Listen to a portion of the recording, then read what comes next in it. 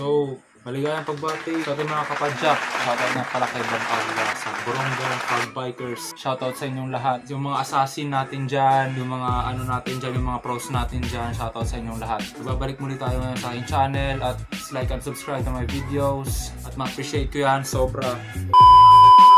At andito ulit tayo ngayon, soundcheck natin yung Aerowick hubs, seal bearing 6.3, yung kasabay na nilabas nung Aerowick, yung 6.3 tapos yung 9.2. So check natin yung tunog niya kung ayos. Yun nga pala, yung hubs na yon is 32 holes, yun. J-spokes yung yung gamit niya, yung spokes, yung parang may paganon, yung ginamit namin. Ano pang iniintay natin, guys? Let's go!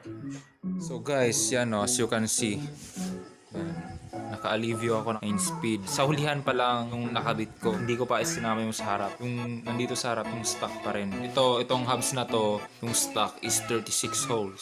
So wala pang budget eh. Ito muna yung pinakabit ko sa huli. Yan, alivio, 9 speed. Check natin yung sound niya. Freewheeling tayo.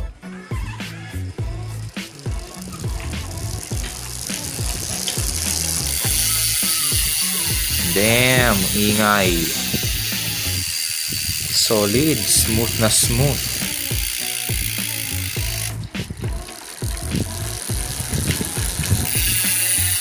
Maganda to guys actually sa mga downhill.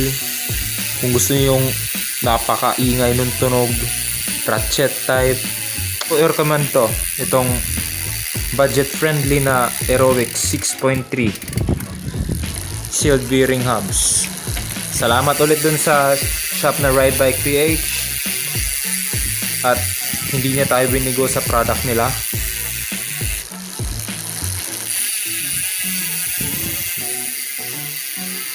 Okay. Yan. Ano masasabi nyo guys?